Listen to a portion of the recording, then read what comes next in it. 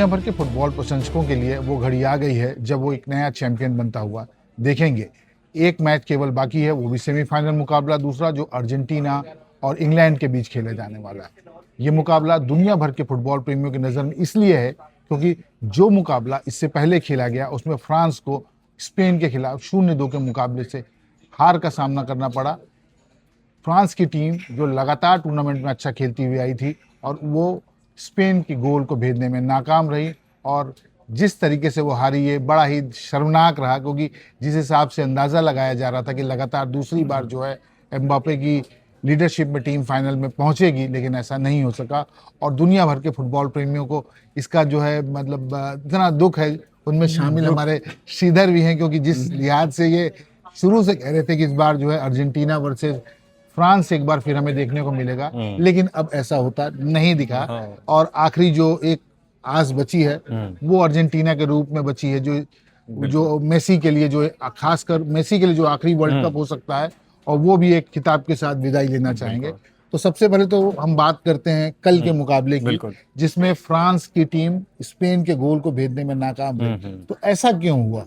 पूरी तरह से डोमिनेट किया स्पेन ने पूरे मैच में, कहीं भी ऐसा नहीं लगा। पूरी अटैकिंग, बस सब उनके पास पोजीशन इतना ज़्यादा था कि फ्रांस उनसे बॉल ले भी नहीं पा रहे थे। ये सबसे खतरनाक बात थी जो स्पेन के इस मैच में देखा गया। और बाकी दोनों टीम जो अभी सेमीफाइनल खेलने वाले हैं उनके लिए बहुत खतरे की घंटी बहुत बड़ी है ये, क्योंकि आपको पासेस क्रिएट ही नहीं करने दे रहे हैं। वो पास आप कर ही नहीं पा रहे हैं, तुरंत वो बॉल आपसे ग्रैब कर ले रहे हैं, पोजीशन आपके पास रहने ही नहीं दे रहे हैं, तो आप करेंगे क्या?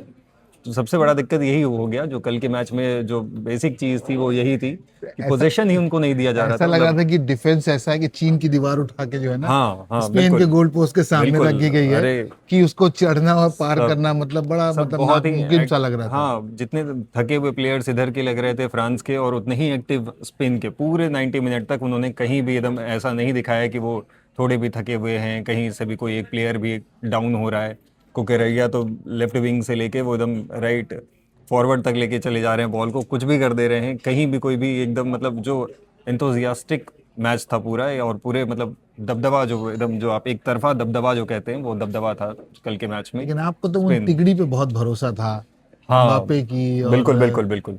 तो कल वो तिगड़ी का क्या हुआ? कल मतलब नहीं, कहाँ? कल मैं मतलब कल आप देखेंगे तो ज्यादातर बॉल वहां तक पहुंची ही नहीं, मिडफील्ड तक ही बॉल, और वो भी मिडफील्ड तक ही बहुत मुश्किल से पहुंच रही थी। ज्यादातर बॉल जो थी वो फ्रांस के खेमे में ही बॉल रख रही थी स्पेन। जितनी भी इस समय आप देखेंगे कि फ्रांस के खेमे में ही वो खेल रहे हैं, पासेस कर रहे हैं, छोटे छोटे लॉन्ग पासेस भी कर रहे हैं। तो वो फ्रांस के खेमे में घुस के खेल रहे थे, वो ज़रा भी मौका नहीं दे रहे थे कि उनके खेमे तक भी बॉल आए। बहुत ही मतलब 2-4 उन्होंने चांसेस क्रिएट किए, पर वो चांसेस जैसे थे नहीं। एक लास्ट में वापे ने भी कोशिश की थी, पर वो आप सोचिए कि 70 मिनट्स तक वो टारगेट पे शॉट तक नहीं मार पाए, गोलकीपर के पास तक बॉल नहीं मार पाए। ये इतनी बुरी हालत कभी भी फ्रांस की मैंने नहीं देखी अभी हाल के। जो पेनल्टी मिली शुरुआत में 22वें मिनट में जिसमें गोल हुआ, बिल्कुल, उसको लेके आपका क्या? वो अब क्रिएटेड बाई चांस था, वो ऐसा नहीं कह सकते। मतलब ये गेम है, होता है ये तो, मतलब इससे कमबैक करना चाहिए था। इसमें तो कोई, आप गेम खेल रहे हो तो वो होता है, कभी कभी आप बाई चांस भी कुछ चीज़ों पे ट्रैप हो जाते हो, तो बाई चांस ही था। लेकिन फुटबॉल मतलब को यमाल ने जिस मतलब उसको बुनाया, तो गेम बाई चांस कभी कहा नहीं जाता है। अब ये हॉकी के लिए शब्द जो है या क्रिकेट के लिए यूज होता है कि cricket is game by chance, लेकिन यहाँ चांस की बात ही नहीं है। नहीं, पहला पेनल्टी जो मिला वो चांस ही था। मतलब अगर कोई डिफेंडर खड़ा है और उसको पता है कि यहाँ पेनल्टी मिल सकता है, तो वो इस तरह की हरकत थोड़ी नहीं करता वहां पे। वो तो जो मतलब अगर वो देख रहा होता तो कुछ और कोशिश करता है ना, वो अपने बॉडी स्पॉट था, सामने की तरफ देख रहा था, बिल्कुल पीछे से वो बिल्कुल, आ गया। हाँ। और तो वो मतलब या तो पीछे से किसी को कॉल करना चाहिए था, किसी को बताना चाहिए था। ये एक छोटी सी लापरवाही थी, छोटी क्या, जो बहुत बड़ी बन गई उनके लिए। और ओरज़ाबेल ने लगातार मैचों में जो गोल दागते जा रहे हैं, साइलेंटली सारे मैचेस में वो गोल दाग रहे हैं, और कोई लाइमलाइट नहीं उनको, एकदम अपना काम कर रहे हैं, निकल जा रहे हैं। उनको रिप्लेस कर दिया जा रहा है, फेरन टोरेस आ रहे हैं, फिर फेरन टोरेस मूव्स अच्छे बना रहे हैं और बाहर मार दे रहे हैं। यही लेकिन होता अब है। तो यही कह सकते हैं, बीत गई सो बात गई। बिल्कुल। अब हम आगे की बात अब करें अगर, फाइनल पे वो क्योंकि अब नजर तो जो होगी ना दूसरा स्पेन पे। मुकाबला है अर्जेंटीना वर्सेस इंग्लैंड, क्योंकि एक यूरोप की टीम, एक अमेरिकी टीम, खेलने का अंदाज जो है बयां है बिल्कुल दोनों का भी। इंग्लैंड को कई 6 दशक गुजर चुके हैं बिल्कुल, हाँ। खिताब जीते हुए, और अर्जेंटीना डिफेंडिंग चैंपियन है। तो अब दोनों के बीच में आप क्या देखते हैं, क्योंकि एक तरफ हैरी केन है जो डोमिनेट कर रहे हैं, 6 गोल किए हुए हैं, एक तरफ दूसरी तरफ देखें तो मेसी हैं जो 8 गोल कर चुके हैं, 2 असिस्ट किए हैं। बिल्कुल। तो एक एक खिलाड़ियों की इर्द गिर्द जो है टीम घूम रही है पूरी, कि अगर वो नहीं तो कुछ नहीं, क्योंकि कुछ मैचेस में 2 गोल किए वो मेसी के ही थे। अगर देखें तो उस तरफ अगर देखें हम इंग्लैंड के खेमे में तो हैरी केन थे। तो ये 2 खिलाड़ी अगर दोनों टीमों की स्ट्रेटजी का हिस्सा होंगे, अगर दोनों टीमें इनको बांध के रखती हैं तो फिर गोल कैसे होंगे? नहीं, ये स्ट्रेटेजी का हिस्सा तो है, इन दोनों खिलाड़ियों को बांध के नहीं रखा जा सकता, यही इन दोनों की खासियत भी है। अगर ये लोग मैदान पे जब तक रहेंगे तब तक वो मूव्स जो है ना, कोऑर्डिनेशन का जो गेम है वो कोऑर्डिनेशन बना के रखते हैं, है ना। जैसे आप फ्रांस के मैच में कल देखिए, कोऑर्डिनेशन ही नहीं थी, सब अपने अपने प्लेयर ले जाने की कोशिश कर रहे हैं, कोई किसी को पास दे रहा है, कोई कहाँ है, कोई कुछ नहीं पोजिशनिंग बता, ही कोई नहीं थी। तारतम्य दिख ही नहीं रहा, हाँ ऐसा लग रहा है कि वो हाँ, शुरू में डिमोरलाइज हो गए, जैसे कि बिल्कुल। एक गोल के बाद वो वैसी स्थिति देखिए। अभी तो 2 मैचेस जैसे हुए जिसमें अर्जेंटीना ने आखिरी मोमेंट पे वापसी अरे की, पिछला मैच जो था वो मतलब बहुत शानदार जिस तरीके से करिश्माई प्रदर्शन किया और मेसी का जो गेम है वो उभर के सामने आया, बिल्कुल। तो वो स्थिति अभी तक इंग्लैंड के साथ नहीं हुई है।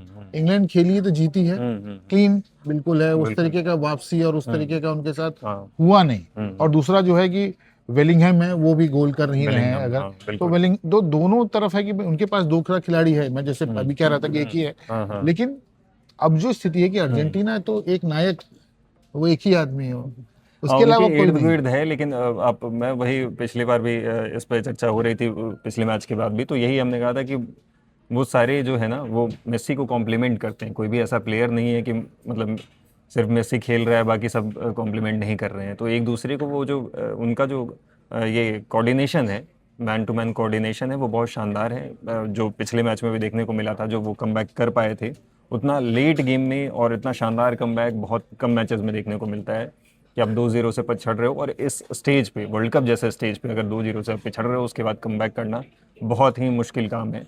और अगर आप मतलब वो भी वैसे गेम में जहाँ करो या मरो की स्थिति, आप वहाँ हारे और बाहर हो जाओगे।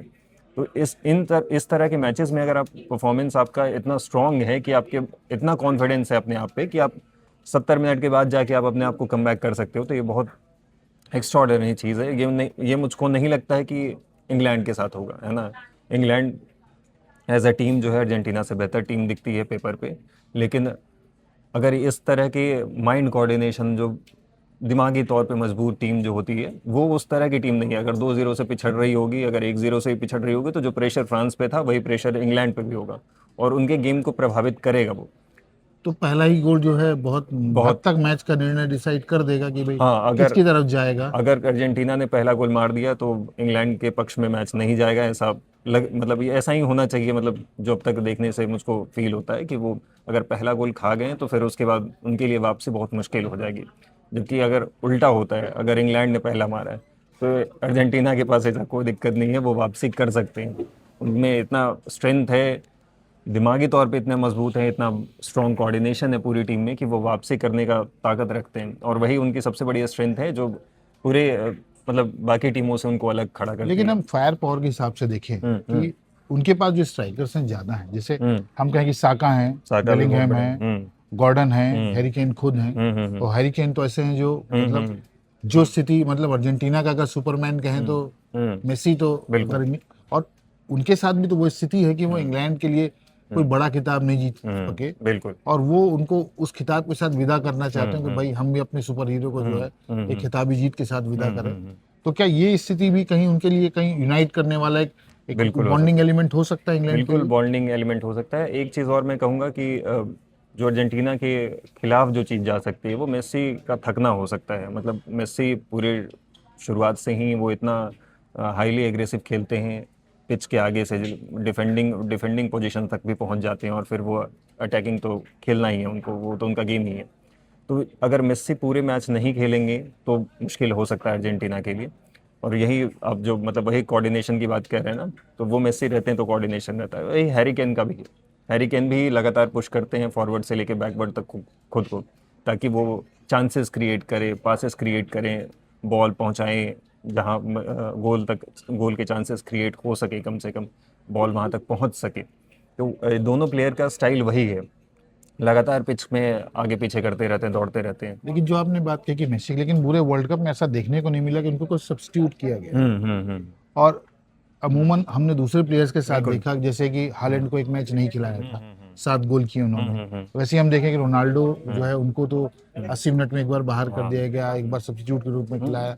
तो इनके पास वो कहीं ये अगर आए हैं तो ये कि महान से महानतम बनने की बिल्कुल। एक जो लड़ाई है उनके अंदर खुद की है कि भाई कि ये डिबेट ही खत्म हो जाए हमेशा के लिए कि पेले, मैराडोना और मेसी बिल्कुल। तो महानतम की श्रेणी में है कि अपना क्लास जो है अपने आप अपने खेल से ही वो डिफाइन करके चले जाए कि मैराडोना एक जीते, पहले थे, पहले ने मतलब कहते फुटबॉल का जादूगर उनको ऐसे ही नहीं कहा गया। बिल्कुल। लेकिन अगर बात मेसी की है तो नया जादूगर जो है, अगर नए पीढ़ी को अगर याद रहे, क्योंकि पहले को खेलता हुआ ना आपने देखा ना हमने देखा, बिल्कुल सही बात। नई पीढ़ी के लिए जो है वो मेसी ही है। बिल्कुल। तो क्या वो उनके अंदर इच्छा शक्ति को बढ़ा रहा है, जगा रहा है कि नहीं, कि मेरे को एक बार और कर लेना, इसके बाद बस दैट्स इट, इसके बाद अब कुछ नहीं खेलना है। हाँ, उनको मोटिवेट तो कर रहा है कि चांसेस एक बार और, जब एक बार हो गया, जब उनको लगा कि मैं फिजिकली इतना कर सकता हूँ, तभी उन्होंने वापसी टीम में की है। क्योंकि पिछले बार ही उन्होंने रिटायरमेंट ऐलान कर दिया था। लेकिन स्टिल उनमें ज़्यादा ताकत थी, वो अपने उम्र के खिलाड़ियों से ज़्यादा दौड़ रहे हैं, ज़्यादा भाग रहे हैं। अपने उम्र के क्या, छोटे छोटे बच्चे हैं जो उनके टीम में खेल रहे हैं, उनसे ज़्यादा वो एग्रेसिव दिखते हैं, एनी टाइम वो ज़्यादा दौड़ते हैं। रिटायरमेंट तो उन्होंने तब भी ऐलान कर दिया जब वो गोल्डन बॉल मिला था और वो हार गए थे। बिल्कुल। हाँ, तो तब भी मतलब उसके बाद भी कर दिया था, फिर रिटायरमेंट और फिर चैंपियन भी बन गए। बिल्कुल। तो वो शुरुआत में आदमी को लगता है कि नहीं, शायद नहीं हो सकता है, बहुत फिजिकल डिमांडिंग गेम है ना। मतलब आपको लगातार 90 मिनट तक अगर इस तरह से खेलना है तो आपकी टीम में जगह भी बननी चाहिए। अगर आपको रिप्लेसमेंट लगे कि नहीं, अब इतने महान खिलाड़ी हैं, उनको रिप्लेस कर दिया जाए या फिर बीच में वही सब्स्टिट्यूट किया जाए, तो उनको भी ये कैपेबिलिटीज़ खुद को चेक करना होगा कि हाँ, मैं अगर फील्ड पे रहूँ तो रहूँ, मतलब प्रभाव दिखाऊं। मतलब ऐसा मैं नहीं हूं है, तो दिखना चाहिए कि दिखना चाहिए। जो रोनाल्डो के साथ जो स्थिति नहीं हुई अपने आखिरी वर्ल्ड कप में, उन्होंने निराश किया अपने फैंस को पूरी तरह से कि वो आए लेकिन वो लगे नहीं कि वो रोनाल्डो हैं जो वो एक समय में खेला करते थे। अपने पीक पे रिटायरमेंट उन्होंने, मतलब उनको अनाउंस कर देना चाहिए था, जो ज़्यादातर अमूमन बड़े खिलाड़ियों के साथ यही हुआ है कि अपने पीक पे वो रिटायर होते हैं। लोगों को लगता रहता है वो एक, मतलब उनके साथ जुड़ा रहता है भावना। जब वो आप डाउनफॉल पे रिटायर होते हैं तो फिर आपके साथ भावना थोड़ा कम हो जाता है, क्योंकि आप कुछ ना कुछ, अब इसमें मतलब पुर्तगाल एक बढ़िया टीम थी, अच्छे अच्छे प्लेयर्स थे उसमें, ऐसा नहीं था कि वो और आगे जाना डिजर्व नहीं करती थी। स्पेन के खिलाफ ही मैच हुआ था, वो हरा दिया, वो अलग बात है। लेकिन उसमें मतलब और भी प्लेयर्स हैं जो उनको रिप्लेस करके अभी एक तरह से आएंगे तो वो चीज़ें और अच्छी होंगी। मेसी के लिए भी वही है। मैं तो मेसी ने मतलब चमत्कार है। चमत्कार। लेकिन एक चीज है कि हम देखें कि 17 गोल किए हैं अर्जेंटीना ने, 6 गोल खाए हैं, और जो भी जीतने का डिफरेंस रहा है तो कम से कम 3 गोल तो उन्होंने लगभग अमूमन सभी मैच में किए। एक ही मैच ऐसा रहा है ऑस्ट्रिया के खिलाफ जिसमें 2-0 से जीते थे। अगर निकल पड़े तो फिर 3 गोल से कम तो होने नहीं है, क्योंकि जनरली देखिए कि अल्जीरिया के खिलाफ 3-0, ऑस्ट्रिया के खिलाफ 2-0, जॉर्डन के खिलाफ 3-1, बिल्कुल। और राउंड ऑफ 32 में केप वर्डे के खिलाफ 3-2, फिर उसके बाद इजिप्ट के खिलाफ 3-2, और अब 3-1 अगेंस्ट स्विट्जरलैंड। तो 3 गोल तो होना, मतलब अगर होंगे, अगर मारे तो 3 मारेंगे ही। ये वाली स्थिति ये देखिए, एक प्रेशर भी होगा इस बार, मतलब क्योंकि अब वो एकदम फाइनल मोमेंट पे हैं, तो वो कोई भी टीम बहुत एग्रेसिव खेलने से रुकती है शुरुआत के दौर में, क्योंकि आपसे कोई डिफेंस में कोई चूक ना हो जाए, इसीलिए बहुत ज़्यादा एग्रेसिव शुरुआत में खेलने से कोई भी टीम कतराती है कि लेकिन अगर नुकसान हो गया ना फ्रांस को डिफेंसिव खेलने का। नुकसान फ्रांस को तो मतलब अब मैं वो अब देखिए उसके मैं लिए आप ही की बात कर रहा हूँ। हाँ, अगर हम कहें कि भाई एक हाँ, टीम जो अपने कन्वेंशनल स्टाइल पर टिकी टाका खेल रहे थे, वो तो पोजीशन रख रहे थे, उनको पता था कि गेंद नहीं देंगे तो दबाव बढ़ेगा, बिल्कुल। और वो एक गलती ऐसी कर बैठे कि उसका नुकसान जो है डबल हो गया। बिल्कुल। अगर वो स्थिति है कि वो ऐसा तो कोई गेम नहीं है कि भाई इंग्लैंड का, कि इंग्लैंड जो खेलती है टीम नॉर्मल, उसका कोई बहुत ऐसा नहीं है जिसको हम कोई परिभाषित करें कि भाई कोई इनका कोई क्लासिकल स्टाइल ऐसा हो जिसको हम थ्योरेटाइज करें या कुछ हो, तो वो स्थिति है नहीं। तो जब इंग्लैंड की बात करेंगे तो भाई इंग्लैंड को खेल को समझते हैं, और ईपीएल में लोग खेलते हैं, बिल्कुल। तो खिलाड़ियों के तौर तरीकों से, खेलने की चीजों से, सब कुछ से वाकिफ है। तो एडवांटेज किसको है? अर्जेंटीना को एडवांटेज होगा इस चीज का कि इंग्लैंड को एडवांटेज होगा कि भाई कि आप खिलाड़ियों के बारे में ज्यादा जानते हैं? नहीं, अब जानने की बातें दूसरी हो जाती है सर। अब यहाँ बस वही है कि मुझको लगता है वो सबसे बड़ा फैक्टर कोऑर्डिनेशन का है। जो आप जितना एकजुट होके खेलोगे, मेन वही भावना दिखती है कि अगर आप एक दूसरे को समझ रहे हो कि मैं अगर यहाँ से पास दे रहा हूँ तो वहाँ पे जाएगा, तो वहाँ ऑलरेडी एक प्लेयर मौजूद होना चाहिए। ये जो कोऑर्डिनेशन जब बना लोगे आप, जो अभी अर्जेंटीना में भरपूर दिखता है, तो वो कोऑर्डिनेशन जब बन जाता है किसी प्लेयर्स के बीच में, सारे प्लेयर्स के बीच में, कि मुझको यहाँ देना है और यहाँ में मुझको पता है कि कोई ना कोई मौजूद होगा, बिना आँख उठाए मुझको पता है कि हाँ कोई होगा वहाँ पे, तो वो विश्वास के साथ अगर आप पासेस क्रिएट करते हैं तो वो आपके लिए बहुत बेनिफिशियल हो जाता है, जो अर्जेंटीना की टीम अभी कर रही है।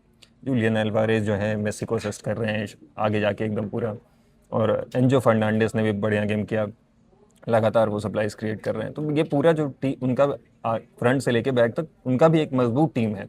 ऐसा नहीं है कि मतलब पेपर्स पे थोड़े स्टार्स की तुलना में उस पे दोनों टीमें नहीं, हाँ गोल डिफरेंस ही दिख रहा है ना कि आपने एक टीम में 17 गोल किए, इंग्लैंड ने 13 गोल किए, 6 खाए, बिल्कुल 6 ही गोल जो है अर्जेंटीना ने भी अर्जेंटीना खाए। तो गोलकीपर तो है कि भाई दोनों के 6-6 खाए तो मतलब एक जैसी स्थिति में डिफेंस दोनों का स्ट्रांग है, क्योंकि गोल अंतर जो है ज्यादा दिखाई है उनके बीच में, तो वो स्थिति है ही है। और उसके अलावा अगर आप देखेंगे तो अलग चीजें जो है कि भाई की स्ट्राइकर जो है वो गोल कर रहे हैं और ये तो चांसेस क्रिएट कर रहे हैं। तो डिफेंस को लेके बात अभी हमारी नहीं है कि डिफेंस किसका स्ट्रांग है, जो जिसकी वजह से कल फ्रांस हारा, कि भाई डिफेंस को वो भेद नहीं पाए स्पेन के, और अगर वो भेद जेते तो शायद ये परिणाम नहीं होता।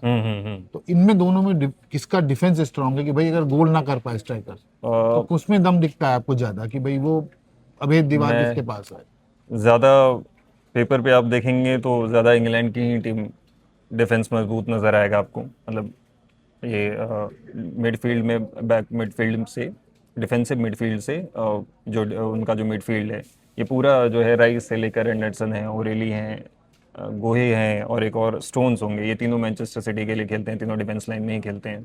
तो इन तीनों के बीच कोऑर्डिनेशन अच्छा दिखता है। तो वही है कि इन लोगों का ज़्यादा मतलब फिलहाल पेपर पे तो इन लोगों का ज़्यादा ताकतवर दिख रहा है डिफेंस, लेकिन एट अ टाइम वो जो होता है, अब मेसी दौड़ के पहुंच गए डिफेंस लाइन में तो अब कुछ कहा नहीं जा सकता है। नहीं, लेकिन अब दांव किस पे है आपका? अगर मैं आपसे पूछूं, ऑक्टोपस पॉल तो हमने आपका नाम क्वार्टर फाइनल्स में तो दे ही दिया था और बाकी सही साबित हुए, लेकिन अब जो बात हम कर रहे हैं सेमीफाइनल के लिए, दूसरा सेमीफाइनल है अर्जेंटीना और इंग्लैंड, कौन किसको आप देख रहे हैं फाइनल में पहुंचता हुआ? बहुत कड़ा टक्कर होगा सर। मतलब सिर्फ मैं पहले गोल को ही डिसाइडर मानूंगा इसमें। अगर इंग्लैंड खा जाती है तो वो हार जाएगी, क्योंकि फिर वो नहीं बैठा पाएगी कोऑर्डिनेशन, जो कुछ मैचेस में दिखी भी है। कुछ मैचेस में ही उन्होंने वापसी करने का कोऑर्डिनेशन मादा उनके पास नहीं है, वो दिखता है। वो पिछले कुछ मैचेस में एकदम बहुत अच्छे से दिखा है वो, कि वो कोऑर्डिनेशन जो उस लिहाज से चाहिए वो नहीं हो रहा है। तो मैं मतलब फेवरेट अर्जेंटीना ही रहेगी इस लिहाज से, पर मैं चाहूँगा कि इंग्लैंड जीते।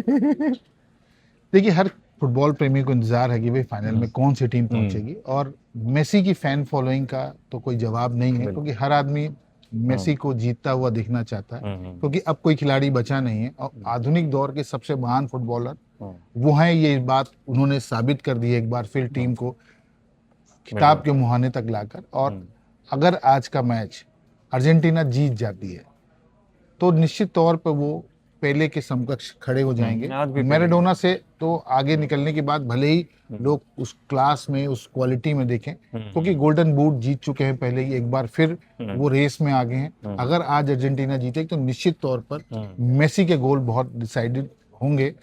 और जो की होगी इस मैच की, वो श्रीधर ने बताई कि अगर अर्जेंटीना पहला गोल करता है तो निश्चित तौर पर वो इस चीज का उनको 2 बार एक्सपीरियंस हो गया है कि भाई वापसी भी कर सकते हैं, अगर पिछड़े तो भी कर सकते हैं, लेकिन अगर वो पहला गोल करते हैं तो एडवांटेज उनके पास होगा।